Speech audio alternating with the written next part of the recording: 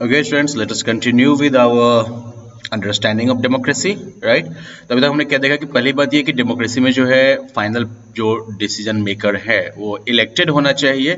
साथ साथ हमने ये भी देखा है कि इलेक्शन जो होना चाहिए, उस डिसीजन मेकर का जो इलेक्शन होना चाहिए वो जो है बिल्कुल फ्री एंड फेयर मैनर में होना चाहिए, जहाँ पर कि जो पावर में है उसके हारने का भी चांस रहे, है ना, ताकि उसके ऊपर भी एक प्रेशर रहे ना। और लाइक ताकि ये इससे ये पता चलता है कि पब्लिक के पास जो है रियली इलेक्ट करने का, चुनने का अधिकार है कि नहीं है, चुनने का पावर है कि नहीं है। सिर्फ अधिकार नहीं, चुनने का पावर है कि नहीं है, और चुनने का पॉसिबिलिटी है कि नहीं है वहां पर। अगला जो फीचर अब यहाँ पर ये है कि ठीक है, चलिए आपने जो है बराबर, आप सिटीजन जो है वोट कर सकते हैं, कंटेस्ट भी कोई भी कर सकता है, यहाँ तक ठीक है। इलेक्शन भी मान लीजिए फ्री और फेयर तरीके से हो गया, लेकिन अगर सबके वोट को बराबर वैल्यू नहीं दी गई या फिर किसी को वोट देने का ही परमिशन नहीं दिया गया, तब क्या करिएगा? तब क्या उसको हम डेमोक्रेटिक मान सकते हैं? राइट। तो हमने जो है पहले भी बात की है किस तरीके से डेमोक्रेसी जो है उसका सीधा कनेक्शन है universal adult franchise. Universal adult franchise का मतलब क्या हो गया कि जितने भी एडल्ट्स हैं एक पर्टिकुलर एज ग्रुप के, एज से ऊपर है, उन सभी को जो है वोट डालने का अधिकार मिलना चाहिए, irrespective of you can say like ethnicity, gender, etc. Okay. अब ये प्रिंसिपल जो है मोटा मोटी सब जगह जो है एक्सेप्ट तो हो चुका है, लेकिन फिर भी कुछ इंस्टेंसेस हैं जहां पर कि इक्वल राइट टू वोट जो है वो नहीं ग्रांट किया गया है। For example like Saudi Arabia में जो है काफ़ी दिनों तक women didn't have right to vote, या फिर एस्टोनिया का एग्जांपल दिया गया है आपको, जहां पर कि सिटीजनशिप रूल ऐसा है कि जो रशियन माइनॉरिटी के जो लोग हैं उनके लिए जो है राइट टू वोट प्राप्त करना जो है काफ़ी मुश्किल हो जाता है। मतलब उन्होंने डायरेक्टली ये नहीं बोला कि तुमको वोट नहीं डालने देंगे, लेकिन उन्होंने सिस्टम इस टाइप से बना दिया है, सिटीजनशिप का रूल इस तरीके से उन्होंने कॉम्प्लिकेटेड कर दिया है रशियंस के लिए कि उनको वोट डालने का मौका ही नहीं मिल पाएगा। फिजी में इलेक्टोरल सिस्टम ऐसा बनाया गया है कि जो इंडिजेनस, जो वहां के ओरिजिनल बासिंदे हैं, उनके वोट की वैल्यू जो होगी इंडियन ओरिजिन के जो लोग फिजी में बसे हुए हैं उनके तुलना में ज्यादा होगी। ठीक है, जैसे नहीं होता है गांव में पहले वो सबैया के हिसाब से लोग जो है वो बार्टर करते थे, उसी टाइप का कुछ सिस्टम होगा कि 2 इंडियन का वोट जो होगा उसके बराबर एक इंडिजिनस फिजी का वोट हो जाएगा, समथिंग लाइक दैट। तो मतलब क्या हो गया, 1 वोट 1 वैल्यू यहाँ पर नहीं है, यहाँ पर जो है 1 वोट मिलना मुश्किल है। या फिर सऊदी अरेबिया के केस में देखें तो वहां पर जो है वोटिंग राइट नहीं अवेलेबल था, राइट। तो अब यहाँ पर देखो सबसे बड़ी बात क्या है कि डेमोक्रेसी जो है उसका फंडामेंटल प्रिंसिपल है कि पॉलिटिकल इक्वालिटी मिलनी चाहिए। अगर सबको वोट डालने का अधिकार नहीं रहेगा, यूनिवर्सल एडल्ट फ्रेंचाइज अगर नहीं रहेगा, और सभी के वोट की अगर फिजी की तरह बराबर वैल्यू नहीं रह पाएगी, तो in that case this can not be called a proper democracy. Okay, तो इसलिए जो है डेमोक्रेसी का थर्ड फीचर ये है कि that in a democracy each adult citizen must have 1 vote and each vote must have 1 value. कि हर एक एडल्ट सिटीजन को जो है एक वोट डालने का अधिकार होना चाहिए और हर एक वोट की बराबर जो है वैल्यू होनी चाहिए, right. So that is like third feature of democracy. अब इसे यहाँ पर फिर से एक कार्टून दे दिया गया है, ये उस समय की है जब सद्दाम भाई बेचारे जेल चले गए थे, याद है ना, वो जॉर्ज बुश के टाइम में जो है, सॉरी तुम लोगों को कैसे याद होगा, तुम लोग शायद पैदा ना हुए हो उस टाइम में।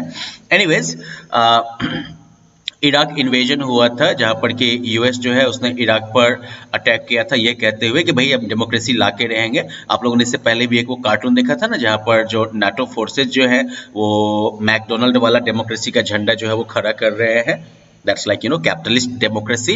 तो एनीवेज, तो यहाँ पर क्या हुआ कि सद्दाम हुसैन जो है उसको जो है आई मीन वॉर के बाद जो है सद्दाम हुसैन को पकड़ के जो है जेल में डाल दिया गया था, एटलीस्ट कार्टून ये डिपिक्ट कर रहा है।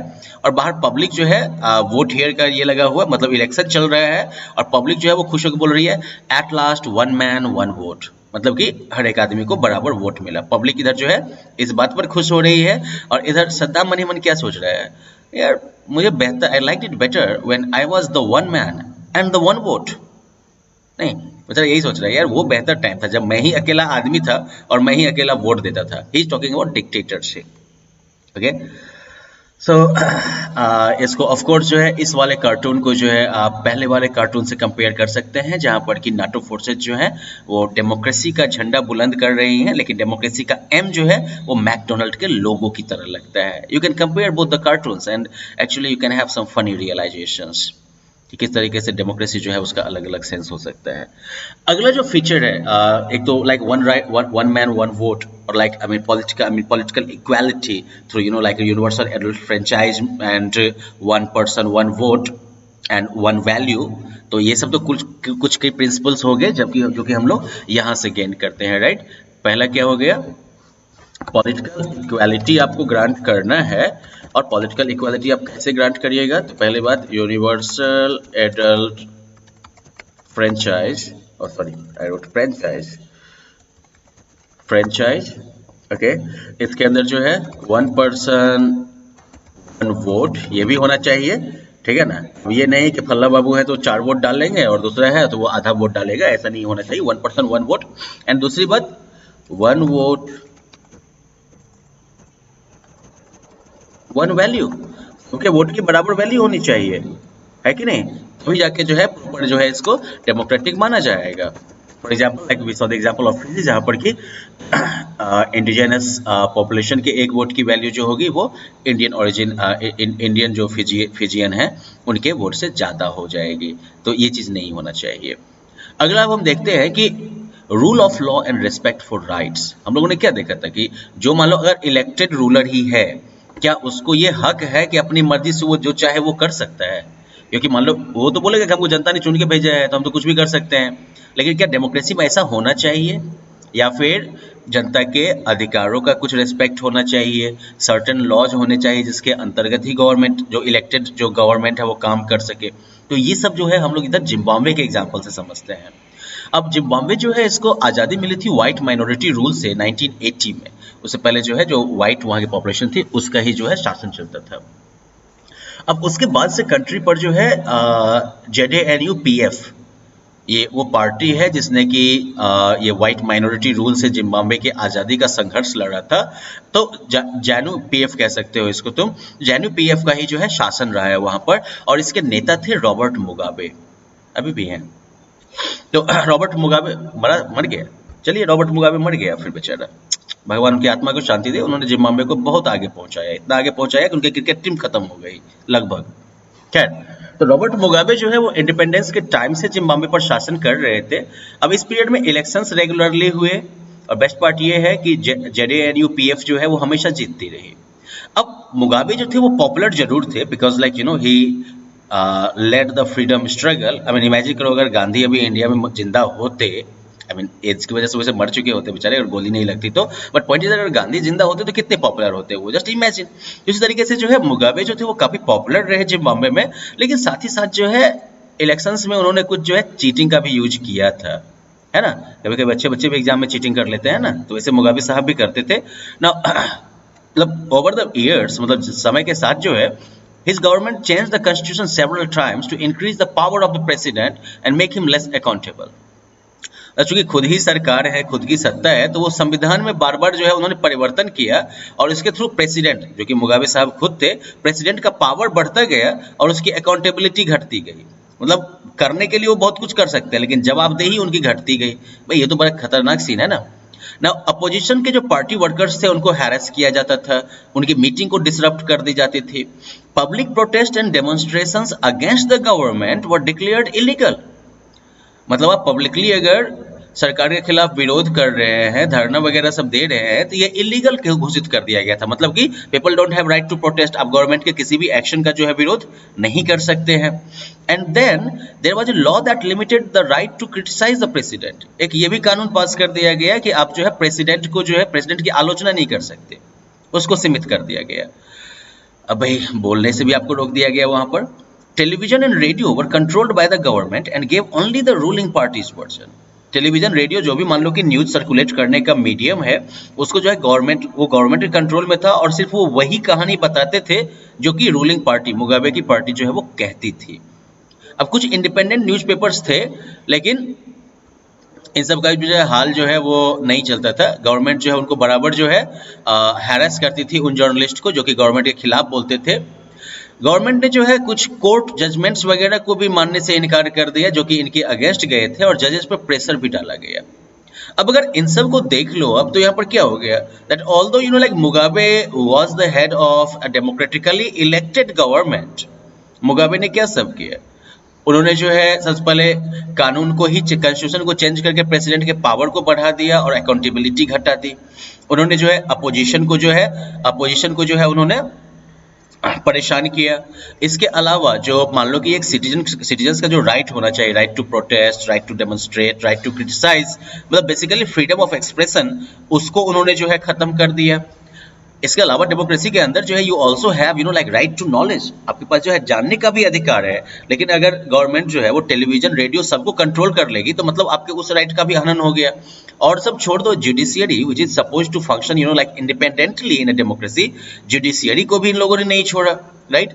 अगर मान लो कि कोर्ट जजमेंट अगेंस्ट में गया, चलो कौन देखता है, इग्नोर कर दो, और नहीं तो चलो जज को ही देखते हैं कान के नीचे दूध देके। इवेंचुअली चलो भाई मुगाबे साहब जो थे वो ऑफिस से 2017 में उनको छुट्टी दे दी गई कि सर आप बहुत बूढ़े हो गए हैं, जाइए रेस्ट करिए। तो खैर जिम्बाब्वे के एग्जांपल्स हमको ये दिखता है कि रूलर के लिए मान लो पॉपुलर अप्रूवल जो है वो तो जरूरी है, लेकिन ये सफिशिएंट नहीं है, क्योंकि पॉपुलर गवर्नमेंट जो है वो भी अनडेमोक्रेटिक हो सकती है।